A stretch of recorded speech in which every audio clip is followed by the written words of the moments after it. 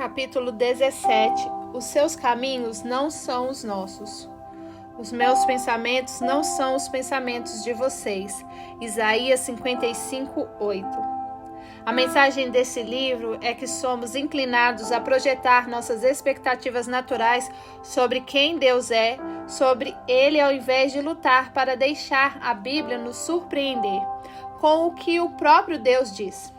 Talvez a passagem bíblica mais clara sobre isso esteja em Isaías 55. Segundo João Calvino, não há nada que atribule mais às nossas consciências do que pensar que Deus é como nós. Quando a vida dá uma virada brusca, os cristãos frequentemente citam o bordão, encolhendo os ombros.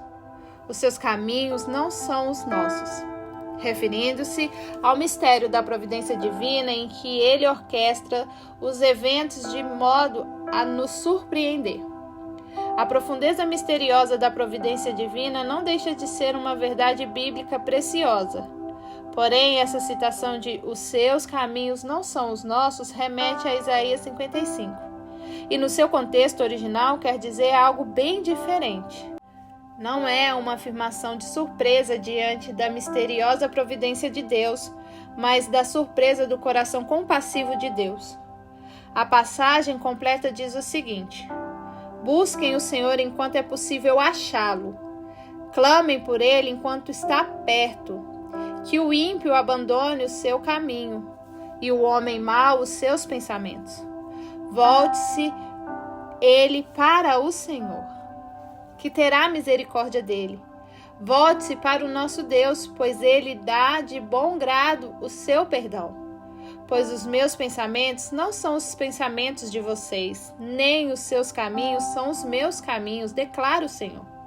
Assim como os céus são mais altos do que a terra, também os meus caminhos são mais altos do que os seus caminhos, e os meus pensamentos mais altos do que os seus pensamentos. Isaías 55, do 6 ao 9. A primeira parte da passagem nos diz o que fazer. A segunda parte nos diz o porquê. A transição acontece no final do versículo 7, que conclui: ele dá de bom grado o seu perdão. Todavia, observe a exata linha de raciocínio. Deus nos chama para buscá-lo, para invocá-lo e convida até os ímpios para que retornem ao Senhor. O que acontecerá depois disso? Deus terá misericórdia de nós, verso 7. O paralelismo da poesia hebraica nos dá outra forma de dizer que Deus exercerá a sua misericórdia sobre nós e dá de bom grado o seu perdão. Isso é uma profunda consolação para nós quando nos vemos, vez após vez, nos desviando do Pai, procurando a tranquilidade de nossa alma em qualquer lugar, menos no seu braço e instrução. Quando retornamos a Deus mais uma vez contritos, por mais envergonhados e enojados que estejamos de nós mesmos, o seu perdão nunca será relutante. Ele dá de bom grado o seu perdão. Ele não simplesmente nos aceita, ele nos envolve com seus braços novamente. Todavia, observe o que o texto faz então. O versículo 8 e 9 absorvem mais ainda em sua compaixão e abundante perdão. O versículo 7 nos disse que Deus faz. O versículo 8 e 9 nos diz quem Ele é. Em outras palavras, Deus sabe que mesmo quando ouvimos de seu perdão compassivo, nós demoramos a entender a sua promessa, por termos uma visão diminuta do coração, onde vem tal perdão compassivo. E por isso que o Senhor continua: pois os meus pensamentos não são os pensamentos de vocês, nem os seus caminhos são os meus caminhos, declara o Senhor. Assim como os céus são mais altos do que a terra, também os meus caminhos são mais altos do que os seus caminhos, e os meus pensamentos mais altos do que os seus pensamentos. O que Deus está dizendo? Ele está nos contando que não podemos ver sua expressão de misericórdia com os nossos velhos olhos. A nossa visão de Deus precisa mudar. O que diríamos para uma criança de 7 anos que, ao ganhar um presente de aniversário de seu carinhoso pai, imediatamente corre para o seu cofrinho para tentar pagar o seu pai de volta? Como seria doloroso para o coração do pai? Essa criança precisa mudar a sua visão de quem o seu pai é e do que seu pai gosta de fazer. O impulso natural do coração humano caído corre em direção à reciprocidade, ao toma lá da cá, à equidade, ao equilíbrio da balança. Somos muito mais intratavelmente aficionados pela lei do que percebemos. Esse impulso tem algo de saudável e glorioso nele, é claro. Feitos à imagem de Deus, desejamos ordem e justiça ao invés de caos. Mas esse impulso, como cada parte de nós, se adoeceu pela queda desastrosa em pecado. A nossa capacidade de aprender o coração de Deus se colapsou. Acabamos com uma visão empobrecida de como ele se sente em relação ao seu povo.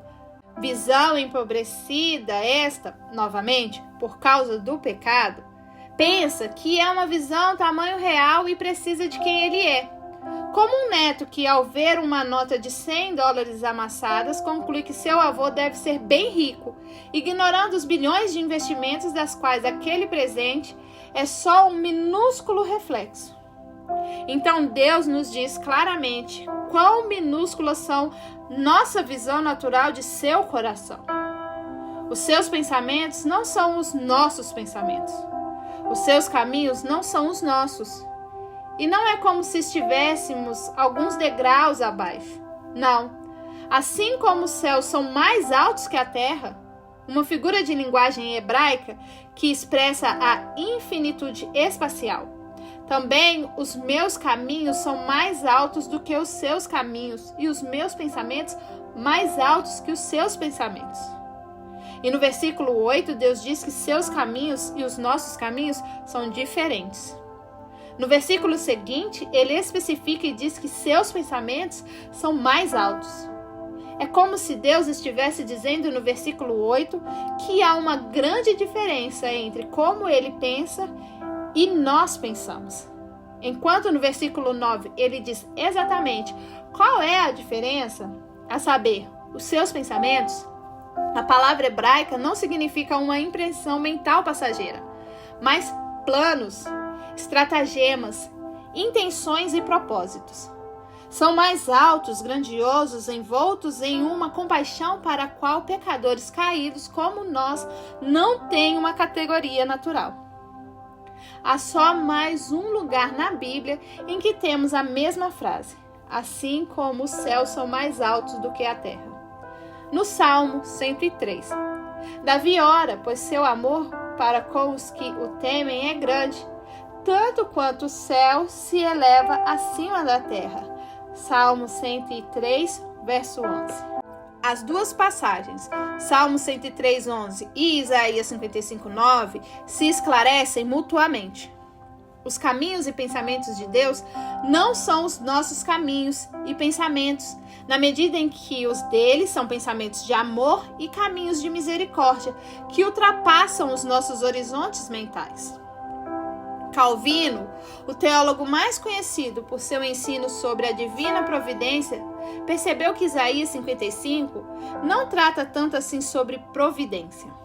Ele observa que alguns interpretam a frase "os meus pensamentos não são os pensamentos de vocês" como um mero distanciamento entre Deus e nós, expressando o golfo enorme entre a sagrada divindade e o profano da humanidade. Contudo, Calvino percebeu que, na verdade, o fluxo da passagem vai na direção exatamente oposta. De fato, há uma grande distância entre Deus e nós. Nossos pensamentos sobre o coração de Deus são minúsculos, mas ele sabe que o coração dele está inviolavelmente, totalmente e invencivelmente direcionado a nós. Segundo Calvino, já que é difícil remover o terror da mente trêmula, Isaías parte em seu argumento da natureza de Deus, em que ele é disposto a perdoar e reconciliar. Calvino então foca no cerne do que Deus nos conta neste texto, após identificar a interpretação errônea. Ele diz: mas o que o profeta quis dizer, penso eu, é diferente e se explica mais corretamente, segundo o meu juízo, por outros comentadores que pensam que ele traça uma distinção entre a disposição de Deus e a disposição do homem. Os homens são inclinados a julgar e a medir Deus por conta própria, pois seus corações são movidos por compaixões raivosas e são muito difíceis de apaziguar. Portanto, pensam que não podem ser reconciliados a Deus quando lhes ofendem. Porém, o Senhor mostra que ele está longe de se assemelhar ao homem. O termo que Calvino usa para a disposição de Deus aqui é um termo que remete ao coração. Lembre que quando falamos sobre o coração de Deus, estamos falando do poder engatilhado de suas afeições, sua inclinação natural, o fluxo regular de quem ele é e do que ele faz. É a disposição divina, ensina Calvino, seguindo Isaías 55. É o negativo, o inverso, da nossa disposição natural caída. As nossas apreensões letárgicas da alegria reverberante do perdão divino abaixam o nível de quem pensamos Deus ser, mas não limitam quem Deus é de fato. Deus é infinitamente compassivo e infinitamente pronto a perdoar, de modo que devemos atribuir exclusivamente a nossa incredulidade, caso não obtenhamos dele o perdão. O coração compassivo de Deus confunde nossas predileções intuitivas sobre como ele ama responder o seu povo, caso ele simplesmente deixe no seu colo a ruína e a bagunça de suas vidas. Ele não é como você. Até o mais intenso amor humano é apenas um eco tímido da abundância transbordante dos céus. Os seus pensamentos de coração por você ultrapassam o que você pode imaginar. Ele pretende te restaurar ao resplendor radiante para que você foi criado. E isso não depende de você se manter limpo, mas de você levar sua bagunça a ele. Ele não se limita a trabalhar com as partes imaculadas suas que permanecem depois de uma vida de pecado. O seu poder vai tão fundo que é capaz de redimir as piores partes do seu passado para que se tornem as partes mais radiantes do seu futuro. Mas precisamos levar essas misérias tenebrosas a Ele. Sabemos que Ele é o restaurador futuro dos que não merecem, porque é isso que o resto da passagem diz. Saireis com alegria e sereis guiados em paz. Os montes e as colinas romperão em cânticos diante de vós, e todas as árvores do campo baterão palmas. O pinheiro crescerá no lugar do espinho, e no lugar da sarça crescerá a murta.